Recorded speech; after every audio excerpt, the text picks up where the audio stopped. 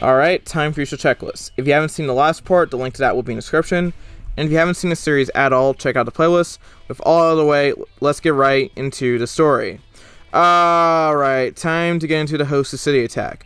So, for the last week, Deku had been training with Mirio and Night for the entire week, and throughout that week, Deku had also been very worried about Ida because Ingenium getting essentially, paralyzed and stuff like that, no longer becoming a hero. Yeah, that wasn't fun. Deku, however, during that week as well was also, he met Gran Torino, who wanted to help out and train Mirio. So there was that meeting, all that other fun stuff. So Deku still has a relationship with Gran Torino, and Mirio has a bit of a relationship with Gran Torino forming as well. Anyways, one night, Deku and Nai and Mirio take the train, also along with Gran Torino, and of course, we encounter something called, a Nomu. Gran Torino will handle the Nomu, and Deku will go out as he sees the hosted city under attack, and is kind of worried about Ida. Nai will ask Mirio to follow Deku, and Mirio does so. Meanwhile, Stain is in the middle of destroying Ida, as Ida in this case still wants to take revenge against Stain for essentially, destroying his brother's hero career. Stain is ready to deal a final blow with his sword and says, "See ya, you shall be an offering to a just world." Then out of nowhere, Deku comes in his titanium form and smacks Stain in the face. Mirio comes in as well and gives Deku a thumbs up for a good job. Ida looks to Deku and says, "Midoriya." Deku will then state he came to save him, and the battle begins. Stain recognizes Deku from the pictures of Shigaraki, and Stain does see Mirio as well, but he's not going to back down from either of those two. Mirio, looking at Ida, asks if he can, move, and Ida says he cannot, as Stain's quirk is, Ida does have faith in Deku as he is strong, and with his titanium he should be fine, but this has nothing to do with him, and is worried about him. What if he is too much for him, What if Stain really, beats Deku? Mirio will hang back and, keep watch over Ida, and will let Deku go to work, as Deku does have, the least amount of risk of getting cut. Deku and Stain will go at each other, and Deku has the advantage. Deku will end up disarming Stain at first, and will smack him out of the way, and then Stain will go back, go grab his swords, and then Deku will just smack him again. Mirio then comes in, and Stain will get smacked by Mirio. Mirio then says, "It wouldn't be fun if you did all the work." Deku then smiles, and both of them, handle Stain pretty well. Deku then will encourage Ida to try and be the hero he wants to be, and he'll take Ida out of his funk, and that will allow Ida to break out of his little situation. Deku then wants to help Ida out in a way to, help take him down, so he's going to do something that he has done in a while, and that's essentially fusion with another person. Deku will then fuse with Ida and his titanium in a dual fusion type twist, and this fusion will essentially only last 1 minute because fusion between an object and a human uses more power in terms of dual fusion. The now fused Dita, or in terms of hero names, Eugenium. By the way, Deku's new hero name is called Unity for purposes of sticking to the fusion theme, but if you hear me call him Deku still, it's for narration purposes. Eugenium will finish Stain off with a high-speed Recipro Titanium Smash, and will ultimately smack Stain and knock him out. Stain is essentially, in their minds, finished. Deku and Ida defuse, and Ida is back injured again. Alright, now you guys probably want to know how this works, so let me explain it like this.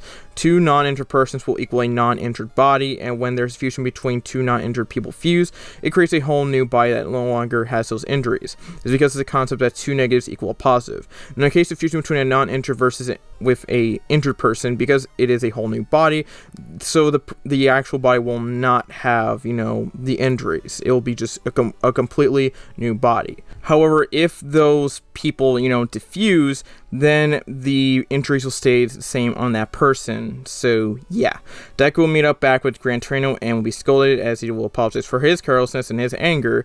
Deku will then be swiped up by the Nomu, still like in canon because that came out of nowhere, but will be saved by Stain, and all that talk of phonies and pretenders will start again, and then Stain will be arrested like in canon. And everybody's pretty happy and as it were all worked out in the end. Deku will visit Ida in the hospital, and Ida will go on about his arm injury like in canon. Ida also wants to continue to not only be a hero like his brother, but also a hero like our boy Deku. Deku will smile and both will fist pump. As you guys can guess, due to Stain's impact, the League of Villains will be getting some new members, so that stays the same. Ida will later talk to Deku and ask if that was the first time he fused with another person, and Deku then reveals that he kinda did earlier in his elementary to middle school life, which means he lied to Momo and his girls, but it was for a good reason, as he accidentally fused with a girl, which was very uncomfortable for him, and he never really wants to talk about that type of stuff anymore. He wants to know, the full details about it, but Deku says it was just a very simple experience. He accidentally fused with a girl and remembers it being the most uncomfortable experience of his life. very simple and definitely not something he wants to do again. He likes Momo because he really, again, does not want to talk about that experience. Later on in the week, Deku's internship with Naida is over, and Naida will hope he can come over again, and Deku will be like, yep, I wouldn't mind that. Right now, Deku and Naida's relationship has been growing, and it is definitely going to be interesting to see how much it grows in the future. Deku will see Bakugo in his new haircut from Best Jonas, and will try to hold himself from laughing out loud. Bakugo will then be like, you can make fun of me now, but I've gotten so much stronger, Deku. Deku then says, I'm sure you did. It would be a waste of time if you got that haircut and spent all that time interning under Best Jonas and you didn't get any better. So just know this, I've gotten stronger as well. Bakugo then says, oh yeah, I would like to see how strong you are at this point. Deku will smirk and say, you try to fight me and I will wash you.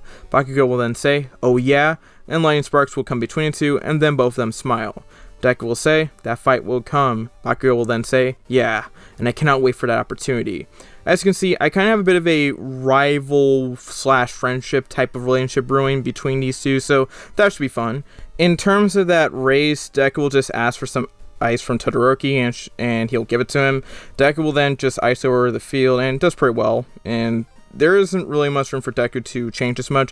He was already pretty strong, and he was already, pretty powerful with his fusion type quirk. So he has definitely gotten stronger, but it's definitely not necessarily like a noticeable difference like it was when he came back with full cowling. Deku does bring the attention of his girls, and they definitely know he's gotten stronger, and, that's definitely fine with them, The whole Mineta thing, peeping in that locker room situation doesn't happen because, Mineta isn't here, so, yeah. And even if he was here, Deku would probably beat the absolute crap out of him because since he already is in a relationship with all those girls, he kind of has an investment to care, Deku will then be told about All For One, and Deku will take that in and be like, alright, I'm fine with it, and believes in Miru and himself that they can take down, whoever All For One is at the end of the day, or his next, successor.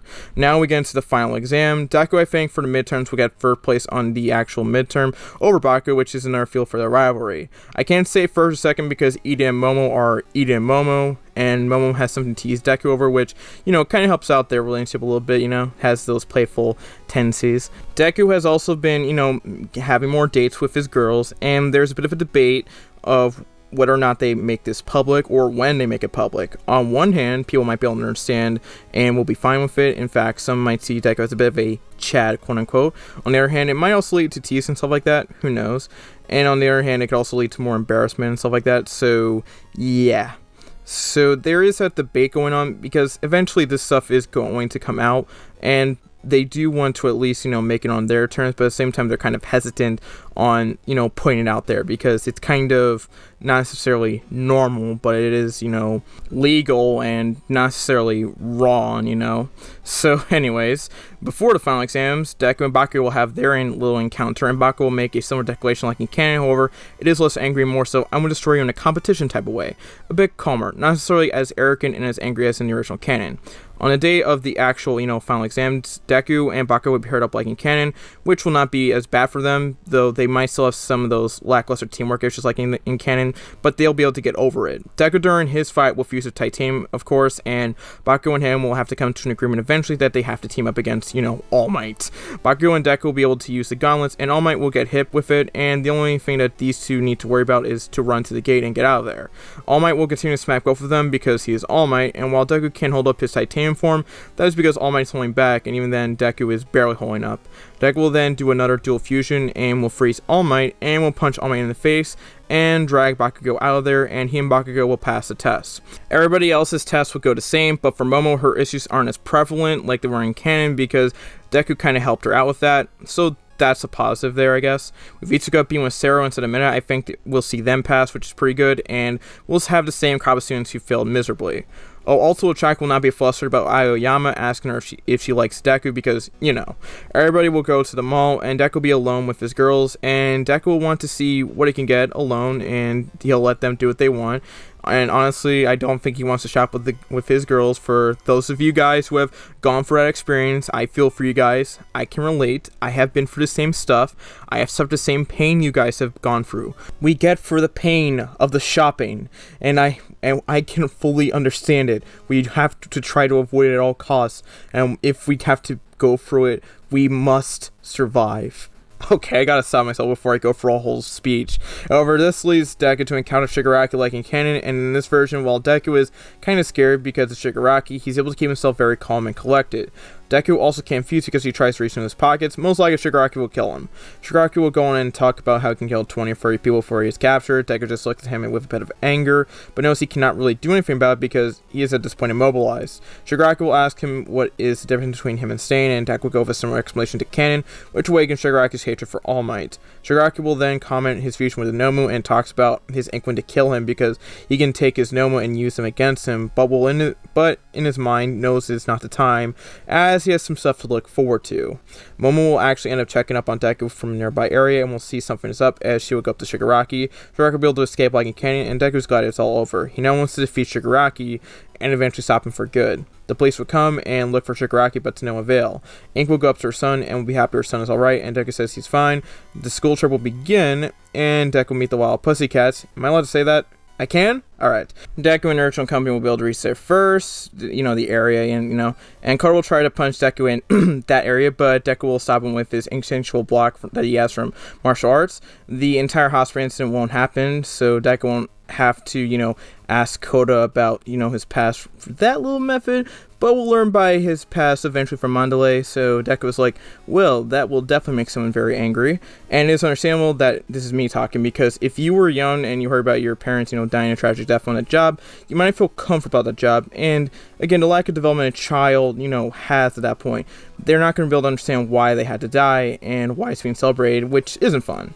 Meanwhile, with Deku, he is getting stronger for his quirk and is trying to fuse with, more objects or people at once, so essentially a triple fusion. Deku was trying to work on it and trying his best, but he's not there yet. Deku will still try to get into the head of Koda and will still offer him some food. Koda will talk about how all heroes are idiots and all that other stuff. Deku will then say, I was not given the quirks of my parents. In fact, I was given a rare genetic mutation that was very different from my parents' quirk, in this fusion quirk. I can fuse with essentially any person or object I want. I've also trained for years working on my quirk and trained martial arts, which is how I blocked that punch when you tried to hit me in the jewels. I do understand why you feel the way you do, as if I lost my parents at a young age, I would feel very distraught, as I love both of them, even if my dad is never here. Koda then looks at Deku and asks, wait, your dad is never with you? Why is that? Deku then says, work reasons, that's all. I don't like that I barely know my dad, but I understand what he's doing for the family. He wants to make sure that we survive and live, and while it does at times hurt that, again, he's never there, I will always love and respect him. Koda looks at Deku and is kind of having a bit of respect for him. Deku will continue to say, it is because he is my dad and wants to provide for us that I will continue to love and respect for him. Now, I do have to ask you this. Do you hate the concept of heroes and quirks in general, or is there more to it than that? Koda then says, I hate to hear society with quirks. I hate how it works. I hate that it led to the death of my parents, and I hate how I watch you idiots keep training with your quirks when it won't even matter. Deku then looks at Koda and asks, is that how you really feel? Koda nods his head. Deku then says, let me teach you a bit of advice that I got from my sensei. He told me that there will be times death and anguish, even for heroes. It at times will be something that is hard to process as reality at the end of the day. Or when you learn to protect someone and look to have the feeling of why people do this, you will understand. The reason for society like this is so people can be protected, and we have people to look after the city, because without them, society would collapse, especially if All Might retired. Death is definitely hard to deal with, and you're justified in having those feelings. However, I encourage you to look at the other side of the coin with heroes, on why people become heroes and why people train to become heroes. And ironically, this was my sensei's response to the death of your parents. Koda's eyes widen. Deku then says, I'm aware that you will always have those feelings because, again, you're a child, and you also will still have the pain of losing your parents. And I'm not sure if this is going to change your mind. However, please at least think about what I'm trying to say, and if you change your mind, great, and if you don't, also great. Deku then decides to leave and will head back to the area, leaving Koda to think about what Deku just said. Deku will then talk to his girls, and relationship with each other is getting closer and closer, which is pretty good, but they haven't really had many opportunities for dates, and all other type of stuff, because, yeah, they're kind of in a little bit of a spot where they can't really go out, so, yeah. In the next part, I will go over the muscular fight and some other stuff as well, so get ready for the next part, as it should be great. Thank you all for watching Part 5 What If Deku Had a Fusion Quirk. This is a fun series to create, and I hope to give you guys more parts in the future. Get ready for a great week this week. It'll be great. Make sure to check out Beautiful Halo. That really does help me out. watch my community tab like a hawk. That is really important. And finally, follow me on Twitter for no way to notify my videos, Instagram for meets and arts and smart fun stuff in between. And finally, join my Discord for access to supplementary content, notification when I live stream ahead of time, and of course, the ability to send me ideas directly. We're getting closer to 10K, about halfway there, so let's get there. And that's all I have to say. I do have to say that this was a bit of a shorter part than some of the, other parts, but at the end of the day, I'm trying to make sure I write the Muscular fight well, and I don't want to rush it. So yeah, that's why this is kind of short. Make sure to like, comment, subscribe, turn on notifications, and share the video. This has been your boy, the Anime Sage, signing out. Peace, your ta. Stephanie Shea, close us out. Bye-bye. Peace. Hi, this is Stephanie Shea, voice actress for Sailor Moon, Hinata, Orihime, and you are watching Anime Sage.